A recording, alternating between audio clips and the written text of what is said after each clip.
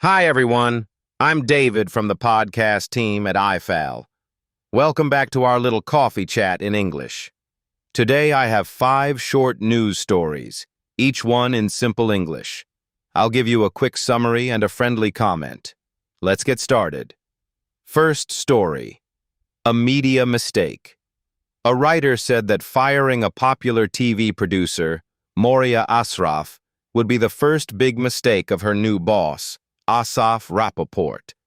He wrote that he was sure a new owner group would bring a high-tech culture into the channel. But it did not work that way. The media market is just a market, the writer says. Now there is uncertainty about another top journalist, Naraya Kraus. This shows us that even smart managers need time to learn the rules of a new field, or at least learn from their mistakes. As someone who watches TV news, I find this story interesting. In Tel Aviv, we talk about startups and media a lot. We know that every business has its own rules. At work or at school, we can make mistakes, but the good thing is we can learn from them. Second story. New translation of Salinger. There is a new Hebrew translation of 9 stories, a book by J.D. Salinger, the same author who wrote The Catcher in the Rye. This collection came out in 1953 and has 9 short stories out of the 35 he wrote. One story is about the very sad banana fish. It is a disturbing tale about a life that ends in a prison we create for ourselves. If you love reading, you know how a good short story can stick in your mind. For English learners, I recommend short stories because they use simple language and clear ideas.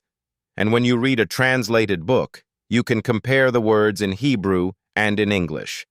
That is a fun way to learn new vocabulary. Third story. The boy who was bored in school. When he was 14, Dr. Noam Solomon was bored at school. He went alone to university and studied science. Today, his startup, Immuni, expands a deal with AstraZeneca worth $37.5 million in the next 2 years. In a world where a new drug can cost $2 billion, most trials fail. His company uses technology to predict which patients will respond well to a treatment.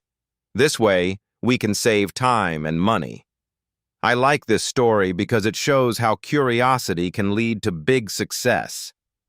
When I was young, I also got bored in some classes, but I found other things to do, like coding or writing stories. You never know where your idea can go.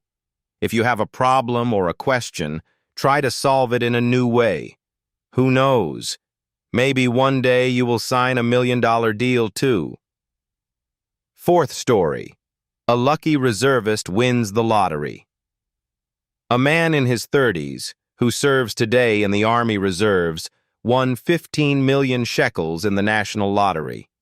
He said he added a regular slip at the last minute because something told me it was time.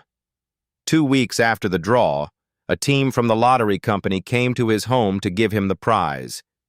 He was very happy and said he already felt for a while that he would win one day.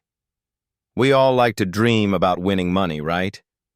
In Israel, we joke about buying hummus for 1 million shekels or taking a holiday trip to Eilat.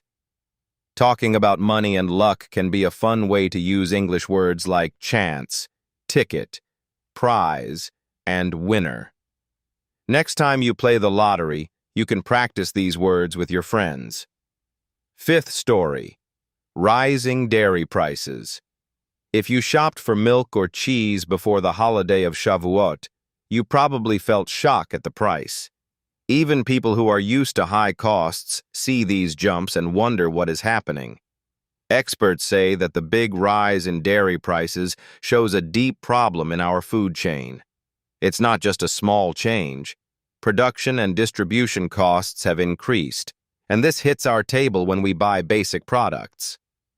When you go to the market, you can learn many words: price, expensive, shelf, checkout, and receipt.